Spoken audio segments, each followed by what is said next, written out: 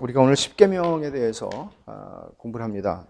기독교 강요 2권 8장에 대해서 공부를 하는데 적지 않은 분량을 켈빈은 쓰고 있습니다.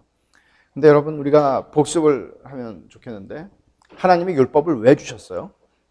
하나님이 율법을 주신, 물론 여러 가지 그 기능들이 있어요. 그렇지만 하나님이 율법을 주신 근본적인 의도는 우리를 통제하시기 위한, 어떤 그 통치자가 내 힘을, 사람들이 내 힘 아래에서 움직이는 걸 보면서 이렇게 쾌감을 느끼는 것처럼 그런 통제를 위한 법은 아니에요. 통제 자체를 위한 것이 아니라 신명기 10장 13절에 주님이 말씀하신 것처럼 내가 오늘 내 행복을 위해서 내게 명하는 여호와의 명령과 규례를 지킬 것이 아니냐. 그러니까 분명하게 하나님께서 말씀하시는 것은 너의 행복을 위해서 준다는 거예요. 그러니까 인간이 이 길을 따라서 걸어가는 것이 제일 행복하다. 조금 아까 부른 찬송처럼. 그런데 우리에게 있는 이 죄성이라고 하는 것은 너무나 정말 그 소망이 없고 너무나 이 고집이 세서 이상하게 하나님이 정해주신 길로 가면은 불행할 것 같고, 하나님이 정해놓으신 길로 가면은 뭔가 내가 누리지 못할 것 같다는 거죠. 결국은 하나님이 우리에게 은혜를 베풀지 않으면, 하나님께서 우리에게 중생의 은혜를 주시지 않으면 우리는 이 길을 갈 수 없다는 것이에요.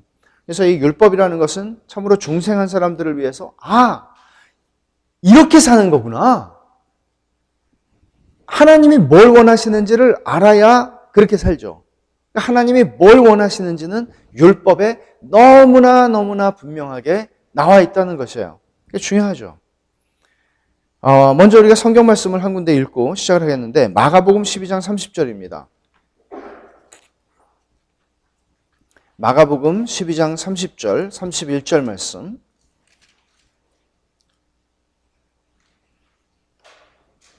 같이 한번 우리 한 목소리로 읽겠습니다. 마가복음 12장 30절과 31절이에요.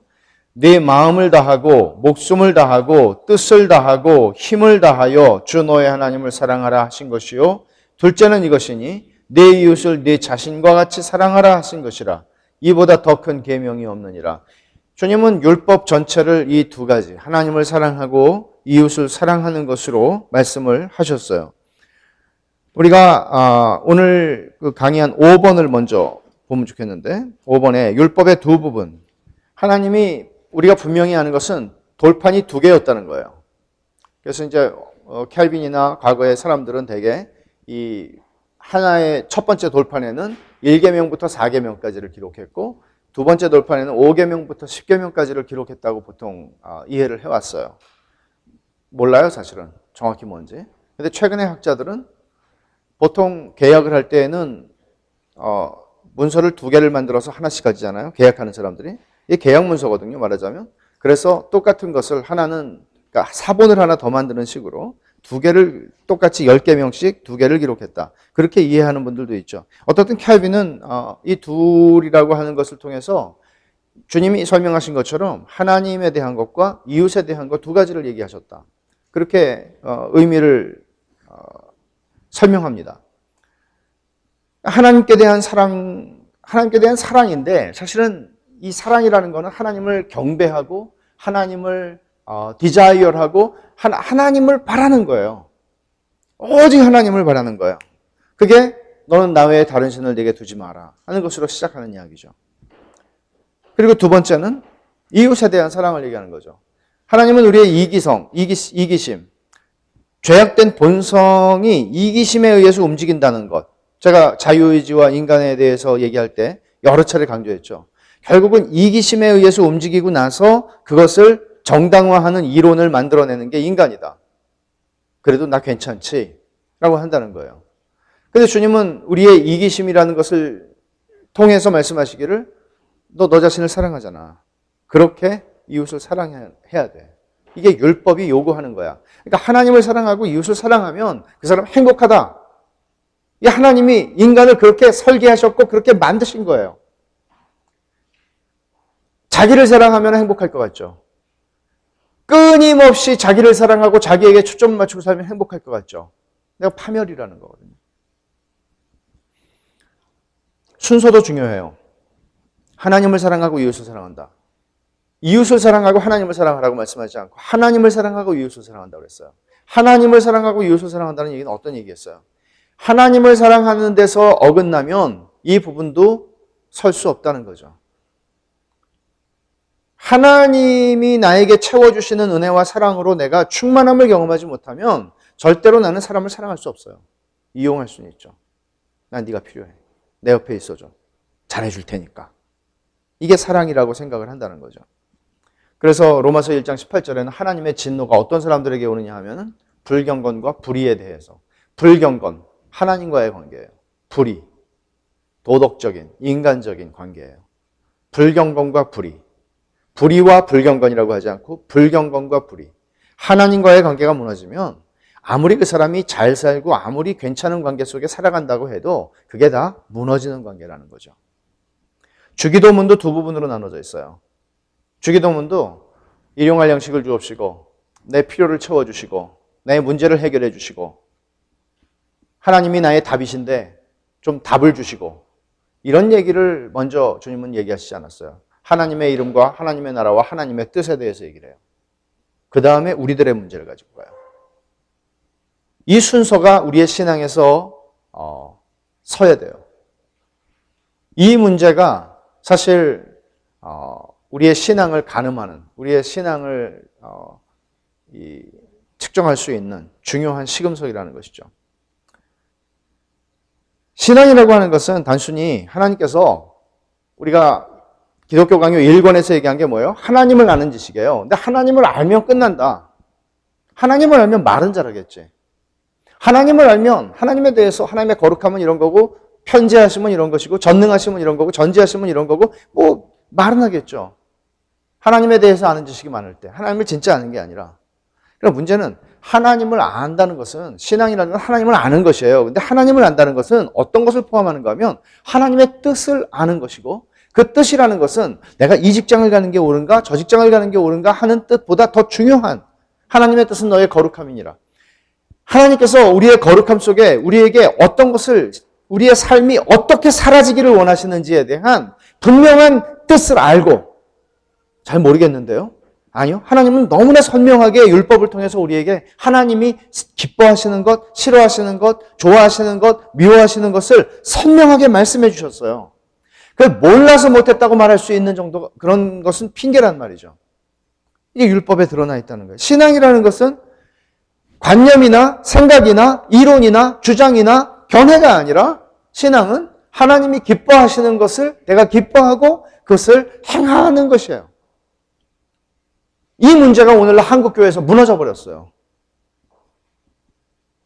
더 이기적이고 그것을 더 종교적으로 정당화하고 이런 모습들을 우리는 한국교회에서 보고 있고 또 한국교회는 바로 우리 자신이에요. 물론 이민교회지만. 근데 문제는 뭔가 하면 세상도 그것을 보고 있다는 거예요. 세상도. 그래서 싫죠. 믿는다고는 안 하면 좋겠는데 우린 천국 간다 그러니까. 도덕법이라고 하는 것으로 대표된 이 10계명이 도덕법을 대표하는 것인데 10계명 자체는 사실은 율법 전체의 핵이에요. 핵심이에요. 이 10가지 계명. 10계명이 어떻게 시작하는지 한번 보죠. 출애굽기 20장을 펴놓고 우리가 오늘 10계명 전체를 한번 아주 짧은 시간에 살펴볼 텐데 이렇게 시작을 하죠. 10계명이 나와 있는 출애굽기 20장의 본문은 이렇게 시작해요. 하나님이 이 모든 말씀으로 말씀하여 이르시되 나는 너를 애굽 땅 종되었던 집에서 인도하여 낸 네 하나님 여호와니라. 이렇게 말씀을 하시고 시작하는데 나는 네 하나님 여호와다. 내가 너를 애굽 땅 종되었던 집에서 인도하여 낸 네 하나님 여호와다. 다시 말하면 하나님께서는 나는 너희들에게 지금 이제 내가 10가지를 명령하는데 이 10가지는 내가 너희에게 그냥 하는 말이 아니라 잔소리가 아니라 나는 너희에게 이 명령을 줄 힘과 권위가 있다. 주권자다. 라고 얘기를 하는 거예요. 권위를 하나님께서는 먼저 분명하게 말씀을 하세요. 하나님이 제시하시는 의의 표준이 있어요. 여기 10계명을 통해서 우리가 오늘 보겠지만 그 의의 표준은 무엇을 우리에게 느끼게 해요? 무력함을, 내가 할 수 없음을, 내가 불의한 사람임을 느끼게 하는 것이죠. 하나님을 사랑하되 목숨을 다해서 하나님을 사랑하라. 이웃을 사랑하되 네가 너 자신을 사랑하는 것처럼 사랑하라라는 하나님의 이 기준. 그냥 열심히 하세요가 아니고 이 기준. 이 기준은 우리에게 난 할 수 없구나. 이거를 느끼게 하죠. 그래서 어떻게 해요? 하나님의 은혜를 구하게 하는 것입니다. 하나님은 이 율법을 통해서 아버지가 자비함과 선함으로 그러나 동시에 그 기준을 포기하거나 낮추지 않으면서 우리에게 그것을 말씀하시는 아버지로 드러나십니다. 그래서 율법은 굉장히 엄격해요. 이런 게 있죠. 안식일을 범하면 돌로 쳐서 죽여라. 엄격해요.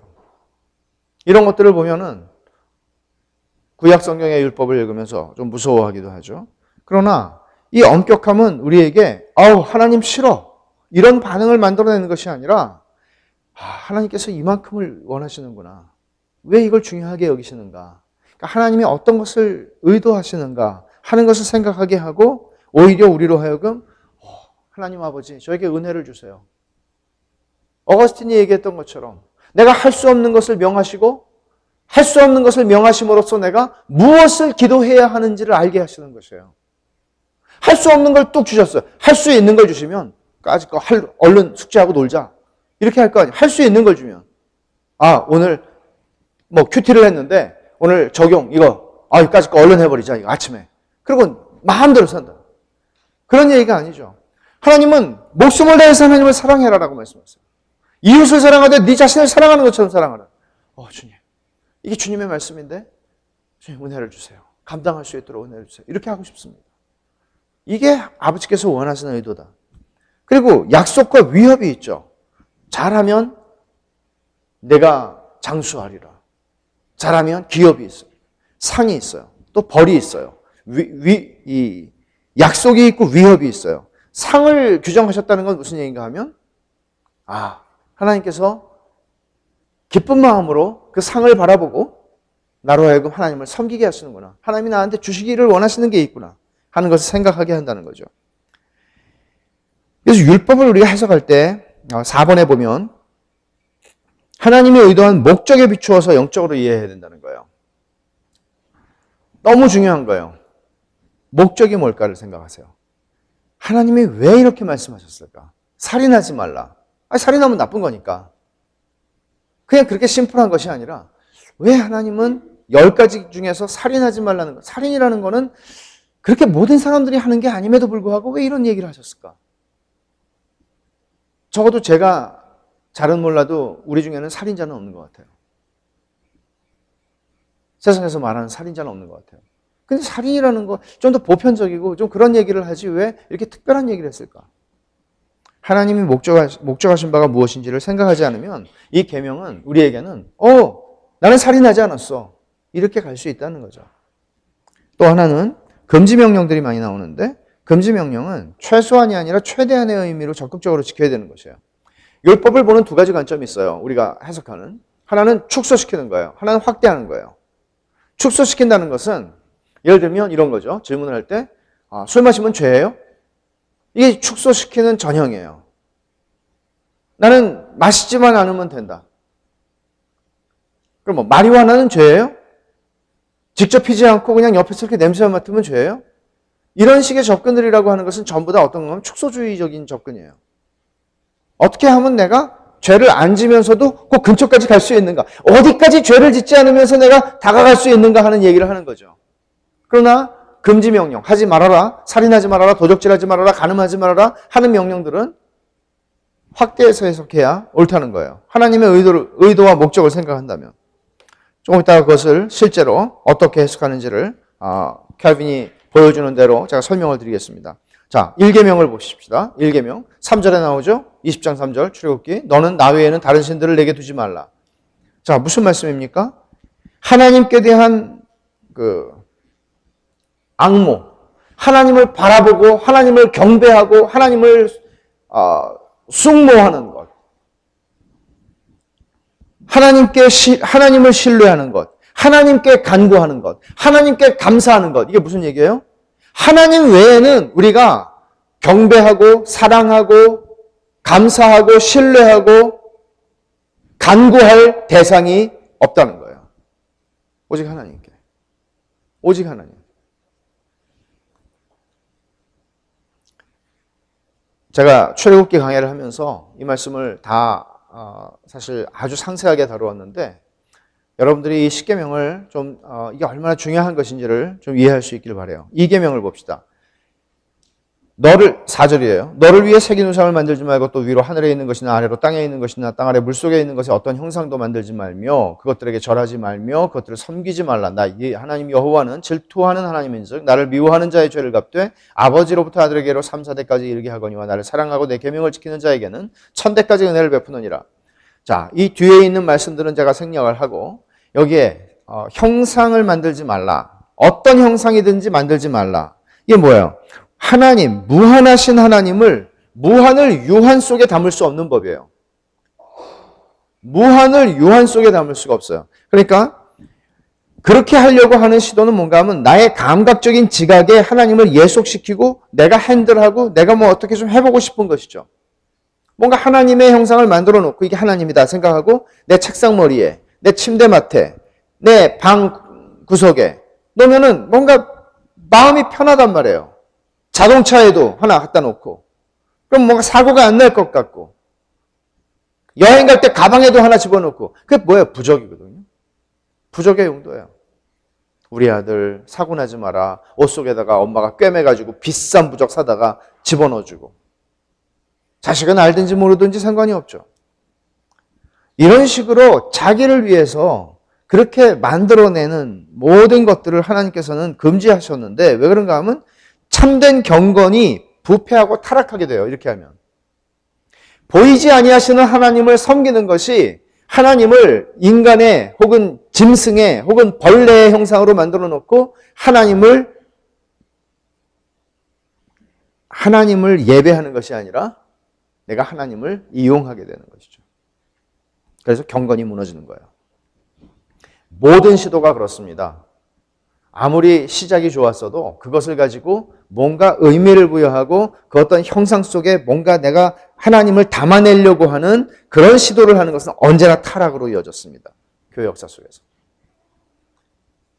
3계명 뭐라고 그랬어요? 7절에 내 하나님 여호와 이름을 망령되이 부르지 마라. 너는 여호와는 그의 이름을 망령되이 부르는 자를 죄 없다 하지 아니하리라. 하나님의 이름을 함부로 얘기하지 말아라. 자, 우리는 이것을 어떻게 이해할 수 있을까요? 특별히 이것은 맹세와 관련이 있는 말씀입니다. 예수님께서는 맹세하지 마라 그랬어요. 근데 맹세하지 말라는 얘기는 뭔가 하면 당시에 바리새인이나 유대인들이 정말 되지도 않는 맹세들을 하고 살았거든요. 그러니까 걸핏하면 하나님 갖다 파는 거예요. 걸핏하면. 그냥 자기를 증명하려고. 주님께서는 맹세 자체를 금지시킨 것이 아니라 그런 식의 맹세를 금지시키신 것이에요. 사실은. 정당한 필요가 있어서 하는 맹세. 바울도 했고 종종 우리는 성경에서 그런 모습들을 봐요. 하나님이 아시느니라. 하나님이 증인이시다. 근데 그럴 때에 그것이 단순히 이기적이고 어떤 나 자신을 변호하고 나 자신이 어떤 내를 모면해 보려고 하는 그런 태도가 아니라 하나님의 영광을 변호하고 형제의 덕을 세우기 위해서 우리들은 정당한 맹세를 할 수 있어요.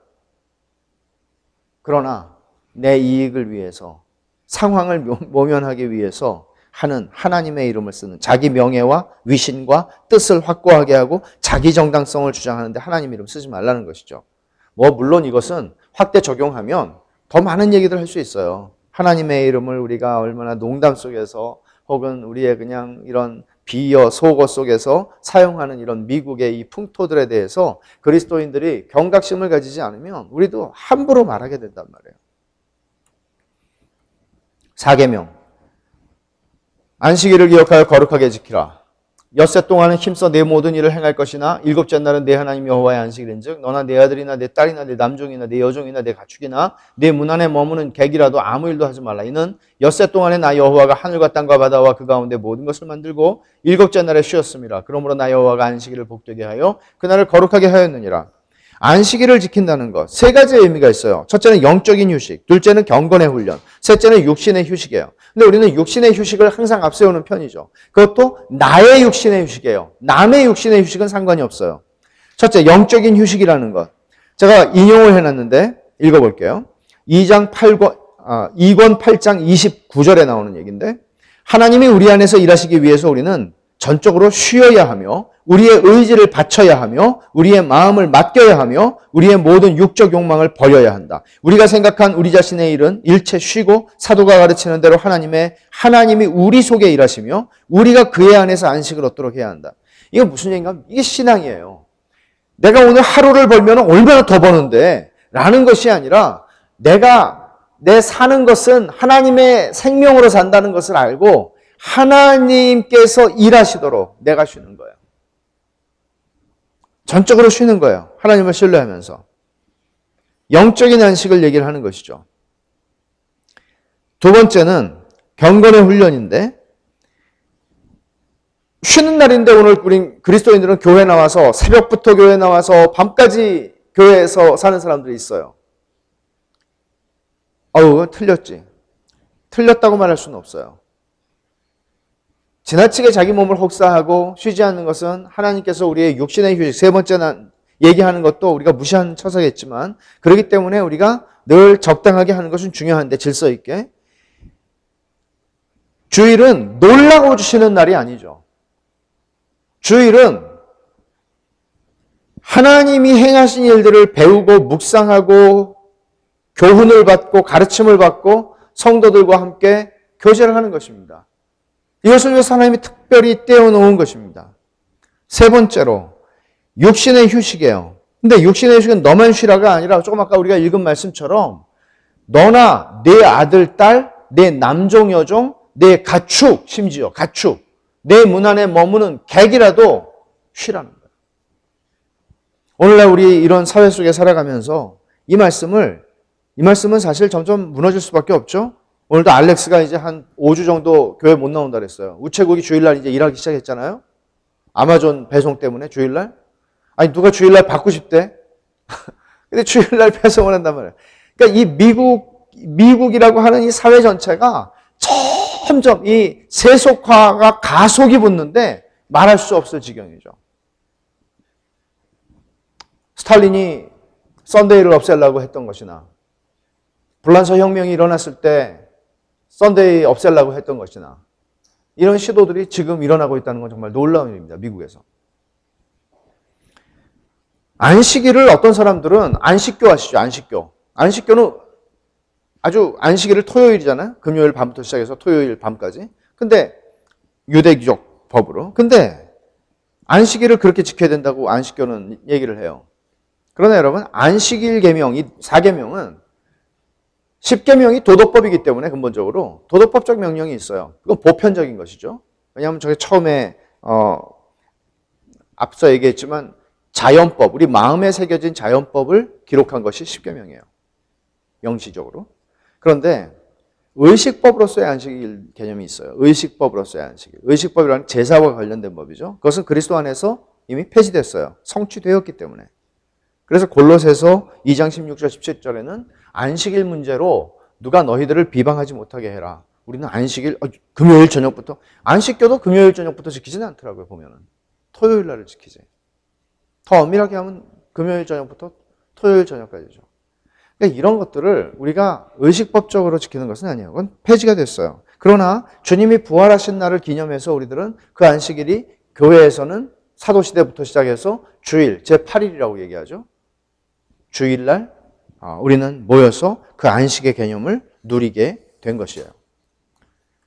5계명을 보죠. 5계명은 내 부모를 공경하라. 그리하면 내 하나님 여호와가 네게 준 땅에서 내 생명이 길리라. 부모를 공경하라. 자, 축소적으로 생각하면 나는 내 부모만 공경하면 돼. 그러면 스텝마더는 어떻게 하죠? 부모를 공경. 축소시키려고 생각을 한단 말이에요, 사람들은. 근데 축소시키는 것이 아니라 이것은 확대하는 거예요. 그러니까 켈빈은 뭐라고 얘기하냐면 부모를 공경하라는 말에는 뭐가 있나 하면 정치 지도자를 공경하라. 하나님이 세운 모든 권위. 하나님이 세운 내 위에 세운 직장의 상사. 그것은 바울 사도가 에베소서에서도 그리고 골로새서에서도 분명하게 얘기하고 있는 것이죠. 내 상전을 하나님 앞에서 하듯이 내 상전을 잘 섬겨라. 그 앞에서 눈속임만 하려고 생각하지 마라. 그리스도인들은 그러기 때문에 어떤 직장에 가든지 그들의 상사가 그리스도인들의 신실함을 보든지 보지 않든지 그들은 그렇게 섬기는 거예요. 왜냐하면 그것이 내 상사가 나를 알아주기 때문이 아니라 하나님이 나에게 주신 명령이기 때문이에요. 그렇게 권위에 복종하라는 얘기를 하나님께서 하세요. 상하질서를 존중하라는 것이죠. 6계명을 보죠. 6계명. 살인하지 말라. 아까도 얘기했죠. 살인한 사람 없을 거예요. 여러분 가운데. 그러나 캘빈은 이것을 이렇게 해석합니다. 이 금지 명령을 최대한으로 지키라는 거죠. 이웃의 생명을 구하는 데 도움이 되는 것은 무엇이든지 하라는 거예요. 자, 하지 말라. 살인하지 말라. 그럼 이것을 하라로 바꾸면 어떻게 되나 하면 이웃의 생명을 구하는 데 도움이 되는 건 다 하라. 무관심한 사회가 됐어요. 사람이 피를 흘리고 죽어가면서도 도와달라고 해도 사람들은 그냥 지나가요. 사진 찍는 사람은 있을지언정 지나간다는 거예요. 아무도 그 사람을 도와주지 않는다는 거예요. 피 묻히고 싶지 않고 내 옷에 거기에 연루되고 싶지 않고 시간 쓰고 싶지 않은 거예요. 사람이 죽어가고 있음에도 불구하고. 근데 그것을 성경적으로 말하면 살인이라고 얘기를 해요. 그리스도인들이 그렇게 하면 안 된다는 거예요. 켈빈은 이렇게 쓰고 있습니다.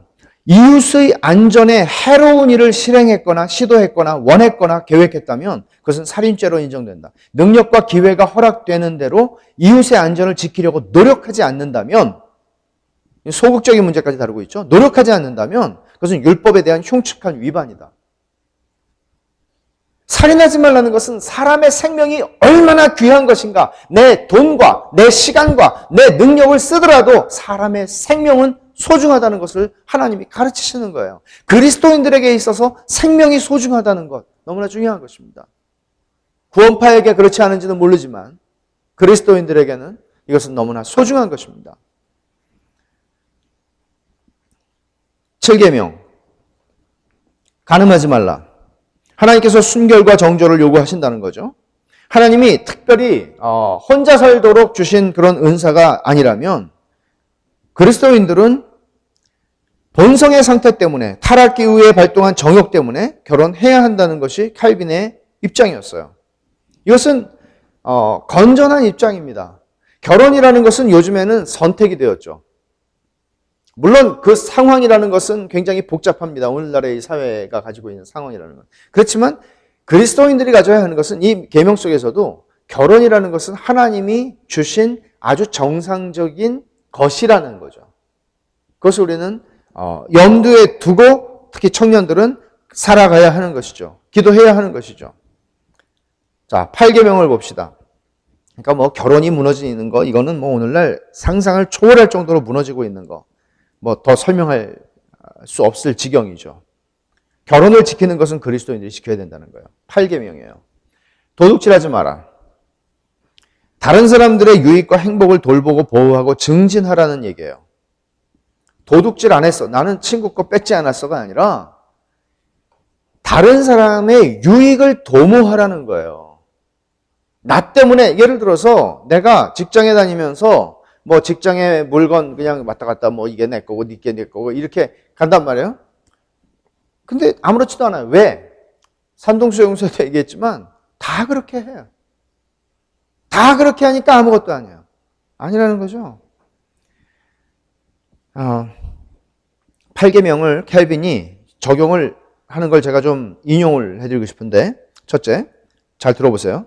하나님은 불의를 미워하심으로 우리는 각 사람의 소유를 그에게 돌려줘야 한다. 사람의 소유는 우연히 생긴 게 아니라 만물의 최고의 주인이신 분이 분배해 주신 것이다. 우리가 자기 처지에 만족하고 정직하고 합법적인 이익만을 얻는 데 힘쓴다면 불공평한 짓으로 치부하려 하지 않으며 이웃의 재산을 빼앗아 우리 재산을 불리려고 하지 않는다면 잔인한 수단으로 다른 사람의 피를 뽑아 거부가 되려고 애쓰지 않는다면 수단에 선악을 묻지 않고 아무 데서나 미친 듯이 긁어모아 탐욕을 만족시키거나 방탕생활에 낭비하려고 하지 않는다면 그때 우리는 이 계명을 바르게 지키는 것이다.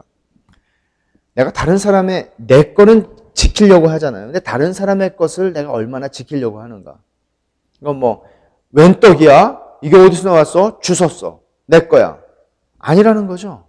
어떤 사람이 그걸 잃어버렸기 때문에 너무 지금 힘들어할 거란 말이죠. 두 번째, 이거를 부모와 자식 간의 관계에서 이렇게 적용을 해요. 도둑질하지 말라는 거를.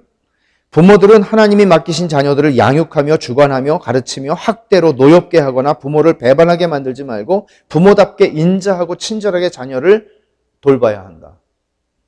이것도 자녀들의 유익과 행복을 돌보고 보호하고 증진하기 위해서 부모가 존재해야 된다는 거예요. 그렇지 않으면 자녀들의 행복을 내가 도둑질하는 것이에요. 도둑질하지 말라. 이렇게 확대해서 적용을 한단 말이에요. 그러니까 하나님이 무엇을 의도하셨는가를 생각하라는 거예요. 마지막으로 한 가지, 각각 자기가 처한 지위와 처지에서 이웃에게 무슨 빚을 졌든지 생각하고 진 것을 갚아라. 돈 떼먹는 거. 정말 나쁜 거죠. 돈 떼먹는 거. 빌려준 건 안 까먹는데 빌린 건 까먹어. 이거 아주 괴로운 거죠. 도둑질이라고 해요. 9번째, 9계명. 내 이웃에 대하여 거짓 증거하지 마라. 이게 다른 사람의 명예를 지키라는 건데 하나님이 거짓말 미워하시죠. 거짓말을 미워하신다는 건데 거짓말로 다른 사람의 명예를 흔들고 다른 사람의 죄악상을 폭로해서 다른 사람을 죽이는 행위. 이거는 더 심각하죠. 거짓 증거하지 마라. 신약 성경 서신서에서도 얼마나 가십하는 거에 대해서 많이 얘기해요. 하나님이 굉장히 싫어하시는 것이다. 쾌감이 있거든요. 별미와 같이. 하나님 싫어하신다. 10번째. 내 이웃의 집을 탐내지 말라. 내 이웃의 아내나 그의 남종이나 그의 여종이나 그의 소나 그의 낙이나 무릇 내 이웃의 소유를 탐내지 말라 하는 거죠. 탐내지 말라. 무슨 얘기입니까? 하나님께서는 이 1계명과 10계명이 같이 만나요. 1계명이 뭐라고 그랬어요? 넌 나 외에 다른 신을 섬기지 말라. 다른 신들을 내게 두지 마라. 오직 하나님이에요. 오직 하나님. 하나님에게 내 마음 전부를 드려야 돼요. 마음을 다하여. 근데 내 마음이 나눠져요. 어떤 것으로? 물건, 소유, 명예, 어떤 내가 원하는 것들로 나눠져요. 나누어지지 않게 하라는 거죠. 왜?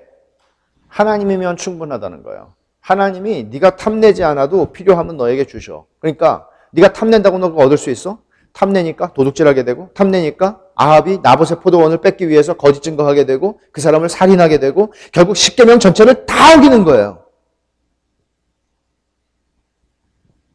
하나님이 필요하면 내게 주셔. 내가 너에게 있으면 너는 모든 것을 가진 거야. 그러나 네가 모든 것을 가지고 내가 없으면 너는 모든 것을 잃어버리는 거야. 이 얘기를 하나님이 하시는 것이죠.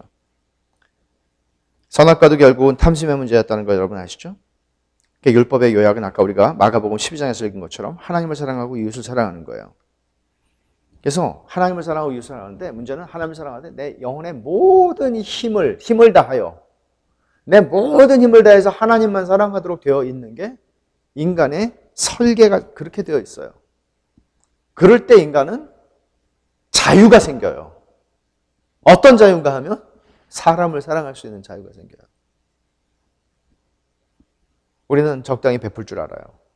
적당히 나누기도 해요. 그렇지만 그것이 내가 율법을 지킨다고 얘기하잖아요. 세상에서는 그것도 덕에 속하는 문제고 칭찬할 만한 것이지만 그것을 성경은 네가 율법을 지켰구나라고 얘기하는 건 아니에요. 그래서 죄는 다 대죄예요. 대죄. 작은 죄, 큰 죄. 나는 작은 죄밖에 안 졌어요. 아니고 죄는 대죄. 하나님의 뜻에 대한 반역이고 율법 위반이고 필연적으로 하나님의 진노를 격발하게 되고 예외 없이 하나님의 심판을 받게 되는 것이죠. 그러니까 우리는 이 계명 앞에서 우리의 연약함을 알게 되고 이 계명을 온전히 지키심으로써 의를 획득하신 예수 그리스도를 믿는 믿음으로 우리는 가게 되는 거예요. 그러면 주님이 지키셨으니까 난 이제 안 지켜도 돼가 아니라 주님이 지키셔서 얻은 의인이 되어서 내가 그 의인으로서 하나님의 기쁘신 뜻을 행하고 살고 싶은 거죠. 그래서 10계명이 필요하고 10계명, 그러니까 오늘 10계명을 여러분 우리가 잠깐 봤는데 그 10계명의 뜻을 살피세요. 그리고 성경의 말씀을 어떻게 해석하는지. 난 살인 안 했어. 율법 선생이 그렇게 얘기했죠. 젊은 관원이. 난 살인하지 않았습니다. 도둑질하지 않았습니다. 부모 혼경했습니다. 어려서부터 다 했습니다. 천만에. 율법은 그렇게 해석하는 게 아니에요. 그래서 주님이 산상보훈에서 너희들 살인하지 말라 하는 말 알지? 형제를 미워하면 살인한 거야 라고 말씀한 겁니다. 왜냐하면 미워하는 사람의 안전을 우리는 도모하지 않거든요. 저놈 어디 가서 교통사고 났으면 좋겠다. 저놈 망했으면 좋겠다. 이런 생각을 하나님이 기뻐하시지 않는다는 거예요. 기도하겠습니다. 하나님 아버지 감사합니다. 하나님의 뜻을 분명하게 말씀을 통해서 가르쳐 주신 것을 감사합니다. 그 뜻을 저희가 더 공부하고 더 알게 해주시고, 그러나 하나님께서 저에게 은혜를 더하시지 않는다면 어찌 저희가 이것을 행할 수 있겠습니까? 주님, 저희 안에 소원을 두고 행하시는 주님, 저희 안에 하나님을 기쁘시게 하기를 원하고 정말 하나님 뜻대로 살고 싶은 마음을 주시고 정말 거룩한 사람이 되고 싶은 마음을 주셔서 주님, 이 말씀이 저희들에게 얼마나 내 발의 등이요 내 길의 빛이라고 하는 고백을 하게 만드는 것인지 알게 하시고 이 말씀을 주의 능과 주의 힘으로 행할 수 있도록 도와주시옵소서. 예수님의 이름으로 기도하옵나이다. 아멘.